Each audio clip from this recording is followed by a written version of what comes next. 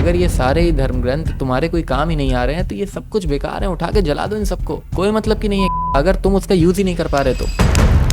अगर मुस्लिम है तो वो चाहेंगे और ज़्यादा लोग इस्लाम से जुड़ें और इस्लाम की संख्या बढ़ जाए।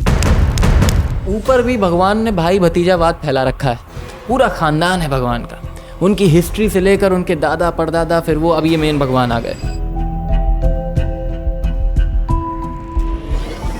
वेद, पुराण, शास्त्र, गीता, उपनिषद, बहुत सारे स्क्रिप्चर्स हैं अपने पास। हिंदुस्तान तो स्पेसिफिकली इसी चीज़ के लिए फेमस है कि हम लोगों के पास धर्म ग्रंथ के नाम पे पूरी लाइब्रेरी इकट्ठा है। अगर आज कोई हिंदू धर्म को फॉलो करना चाहे तो इतनी सारी चीज़ें हैं यहाँ पर कि वो कंफ्यूज हो जाए कि क्या पढ़ें पहले, क्या पढ़ने से भगवान पहले मिलेंगे। और तो और हमारे जितने धर्म गुरु हैं वो भी शास्त्र को बहुत महत्ता देते हैं। कुछ लोग तो ये भी मानते हैं कि वेद जो है वो ब्रह्मा जी लेके पैदा हुए थे, यानी कि भगवान को संस्कृत आती है। जो भगवान बात करते हैं आपस में वो संस्कृत में करते होंगे। जहाँ हम लोगों को बचपन से कहानियाँ सुनाई गई हैं, जहाँ पे नारद आ रहे हैं और बात कर रहे हैं, किसी से पूछ रहे हैं, किसी को बता रहे हैं, शिव जी पार्वती जी कम्युनिकेट कर रहे हैं। बहुत पूरा ऊपर भी भगवान ने भाई भतीजावाद फैला रखा है, पूरा ख़ानदान है भगवान का, उनकी हिस्ट्री से लेकर उनके दादा परदादा, फिर वो अब ये मेन भगवान आ गए।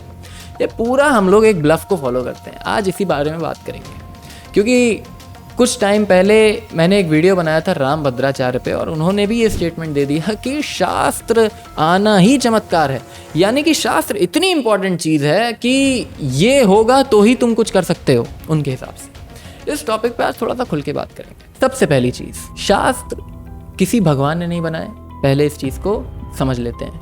क्योंकि अगर शास्त्र भगवान ने बनाए होते तो ये बात तो निश्चित तय है कि भगवान को पता था कि संस्कृत ही सर्वश्रेष्ठ भाषा है, उसी संस्कृत में उन्होंने शास्त्र बनाए।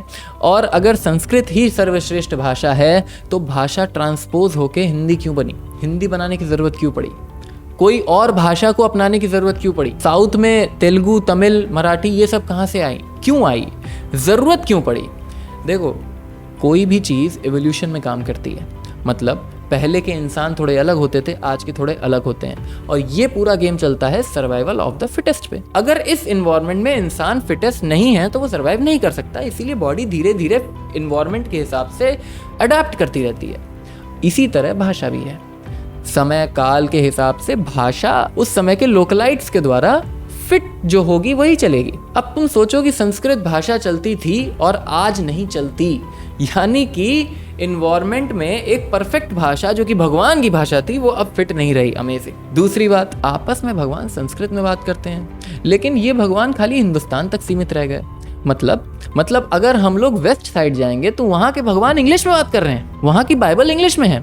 अगर हम लोग मिडिल ईस्ट साइड जाएंगे तो फिर इस्लाम में तो अरबिक चल रही है, तो वहाँ पे भगवान अरबी भाषा में बात कर रहे हैं।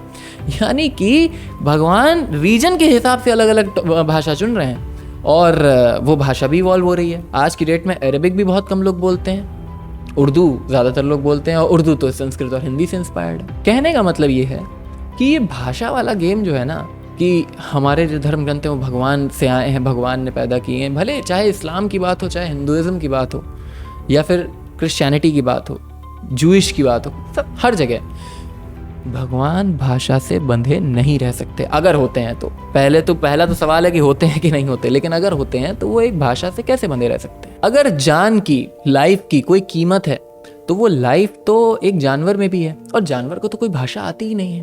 तब फिर यहाँ पे चेंज हो गया सब कुछ सिस्टम।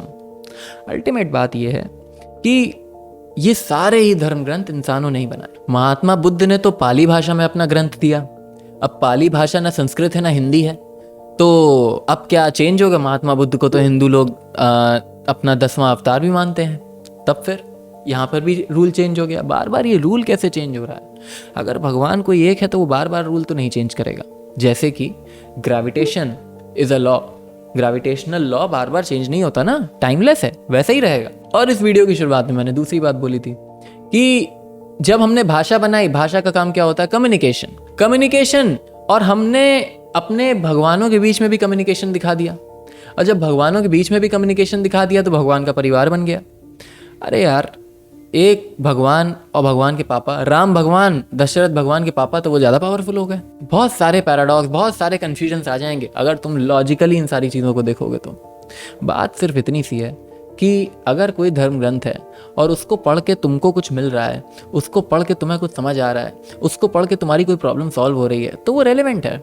अब उसमें तुम्हें अपने ईगो को लिफ्ट करने की ज़रूरत नहीं है कि भाई वेद तो इतने हज़ारों साल पुराने थे और ब्रह्मा जी खुद लेके पैदा हुए थे, और गीता तो डायरेक्ट भगवान श्री कृष्ण ने डायरेक्ट बोली है।